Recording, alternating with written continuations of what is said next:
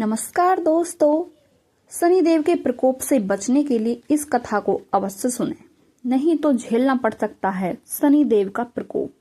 मैं रचना भक्ति साधना चैनल पर आपका स्वागत करती हूँ। पौराणिक कथाओं के अनुसार शनिदेव सूर्यदेव और उनकी पत्नी छाया के पुत्र हैं। छाया ने शनिदेव को गर्भ में धारण करते समय कठोर तपस्या की थी, लेकिन छाया सूर्यदेव की पत्नी की परछाई थी, जिसके प्रभाव से शनिदेव का रंग गहरा काला था। शनिदेव जन्म से ही तपस्वी थे। सूर्यदेव अपने पुत्र के काले रंग को देखकर हैरान रह गए और छाया पर संदेह करते हुए शनिदेव को अपना पुत्र मानने से इनकार कर दिया और उनका अपमान किया। सूर्यदेव के अपमान से दुखी होकर शनिदेव ने भोलेनाथ की घोर तपस्या की। भोलेनाथ ने प्रसन्न होकर उन्हें दर्शन दिए और वरदान दिया कि वे सभी प्राणियों को उनके कर्मों के अनुसार फल देंगे। भोलेनाथ के वरदान के कारण शनिदेव को न्याय के देवता और कर्म फलदाता कहा जाता है, जो हर किसी को उसके अच्छे बुरे कर्मों का फल देते हैं। शनिदेव की कथा। एक समय की बात है जब स्वर्गलोक में सबसे बड़ा कौन है प्रश्न पर 9 ग्रहों में विवाद हो गया। सबसे बड़ा कौन है यह सुनिश्चित करने के लिए सभी देवता देवराज इंद्र के पास पहुंच गए और बोले, देवराज इंद्र, आपको यह निर्णय करना होगा कि हम 9 ग्रहों में से सबसे बड़ा कौन है। देवताओं का प्रश्न सुन देवराज इंद्र सोच में पड़ गए। फिर उन्होंने सभी को पृथ्वीलोक में राजा विक्रमादित्य के पास जाने का सुझाव दिया। सभी ग्रह पृथ्वीलोक पर राजा विक्रमादित्य के दरबार में पहुंचे। जब ग्रहों ने अपना प्रश्न राजा विक्रमादित्य से पूछा तो वह भी परेशान हो गए, क्योंकि सभी ग्रह अपनी अपनी शक्तियों के कारण महान थे। किसी को भी छोटा या बड़ा कह देने से उनके क्रोध को झेलना पड़ता। अचानक राजा विक्रमादित्य को एक उपाय सूझा और उन्होंने विभिन्न धातुओं जैसे सोना, चांदी, कांसा, तांबा, सीसा, रांगा, जस्ता, अभ्रक व लोहे के 9 आसन बनवाए। सबसे आगे सोना और सबसे पीछे लोहे का आसन रखा गया। उन्होंने सभी देवताओं को अपने अपने आसन पर बैठने को कहा। उन्होंने कहा, जो जिसका आसन हो ग्रहण करें। जिसका आसन पहले होगा वह सबसे बड़ा तथा जिसका बाद में होगा वह सबसे छोटा। क्योंकि लोहे का आसन सबसे पीछे था, इसलिए शनिदेव समझ गए कि राजा ने मुझे सबसे छोटा बना दिया है। इस निर्णय से शनिदेव क्रोधित होकर बोले, हे राजन, तुमने मुझसे सबसे पीछे बिठाकर मेरा अपमान किया। तुम मेरी शक्तियों से परिचित नहीं हो। सूर्य एक राशि पर 1 महीने, चंद्रमा 2 महीने 2 दिन, मंगल 1.5 महीने, बुध और शुक्र 1 महीने, बृहस्पति 13 महीने रहते हैं। लेकिन मैं किसी भी राशि पर 2.5 वर्ष से लेकर 7.5 वर्ष तक रहता हूँ। बड़े बड़े देवताओं को मैंने अपने प्रकोप से दुख दिया है। अब तू भी मेरे क्रोध से सावधान रहना। तब राजा विक्रमादित्य बोले, जो कुछ भाग्य में होगा देखा जाएगा। उसके बाद सभी ग्रहों के देवता तो खुश होकर चले गए, परंतु शनिदेव बड़े क्रोध के साथ वहां से विदा हुए।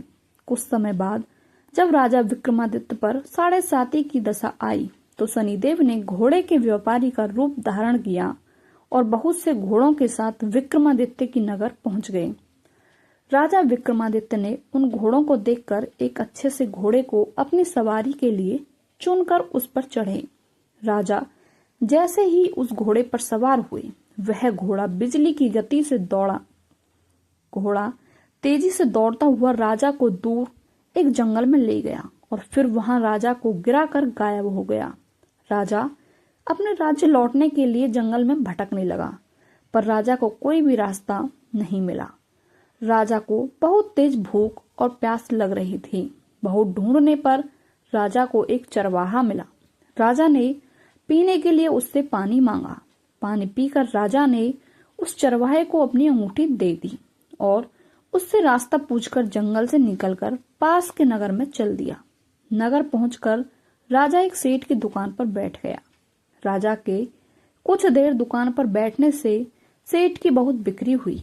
सेठ ने उसे राजा को भाग्यशाली समझा और उसे अपने घर भोजन पर ले गया। सेठ के घर में सोने का एक हार खूंटी पर टंगा हुआ था।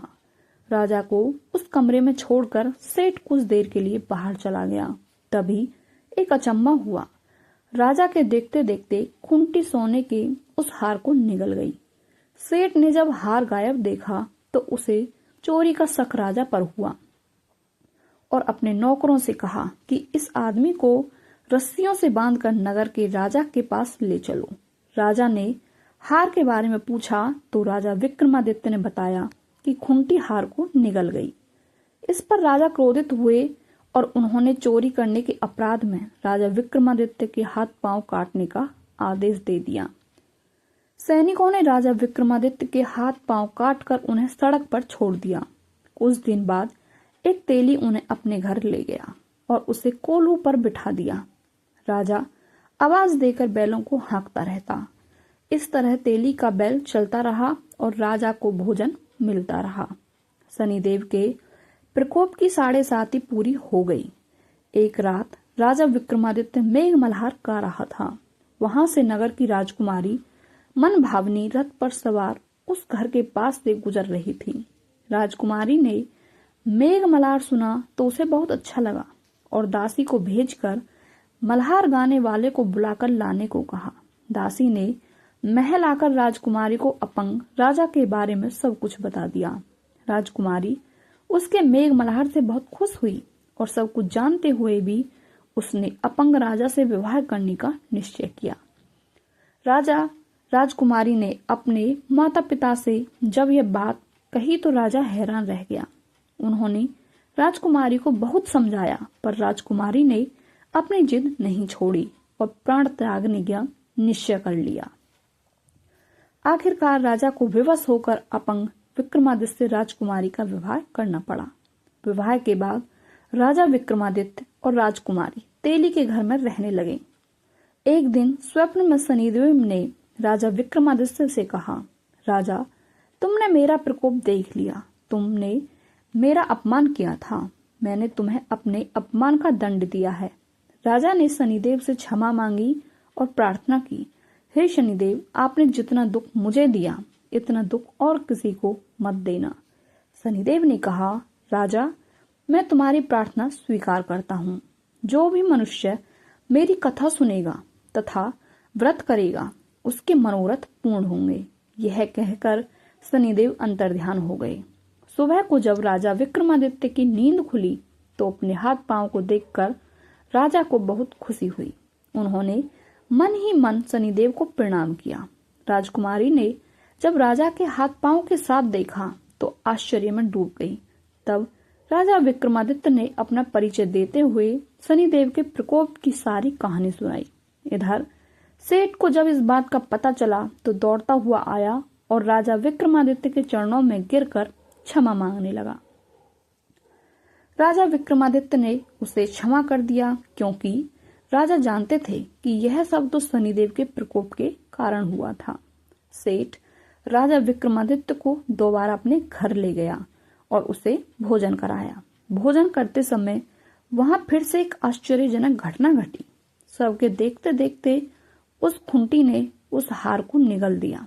सेठ ने अपनी बेटी का विवाह भी राजा के साथ कर दिया और बहुत से स्वर्ण आभूषण धन आदि देकर राजा को विदा किया।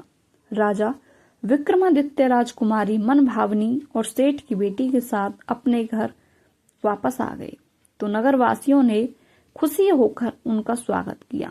अगले दिन राजा विक्रमादित्य ने पूरे राज्य में घोषणा कराई कि शनिदेव सब ग्रहों में सर्वश्रेष्ठ हैं। प्रत्येक स्त्री पुरुष शनिवार को उनका व्रत करें और व्रत कथा अवश्य सुने। राजा विक्रमादित्य की घोषणा से शनिदेव बहुत प्रसन्न हुए। शनिवार का व्रत करना और व्रत कथा सुनने से शनिदेव की अनुकंपा बनी रहती है और मनुष्य के सभी दुख दूर होते हैं। शनिदेव अपने भक्तों पर कृपा करते हैं लेकिन गलत कर्म करने वालों को दंडित करते हैं। शनिदेव मनुष्य को उनके कर्मों के अनुसार फल देते हैं। आपको ये कहानी कैसी लगी हमें कमेंट करके अवश्य बताएं और यदि आप हमारे चैनल पर नए हैं तो चैनल को लाइक सब्सक्राइब करें और बेल आइकन अवश्य प्रेस करें। मिलते हैं आपसे अगली कहानी में। आपका बहुत बहुत धन्यवाद।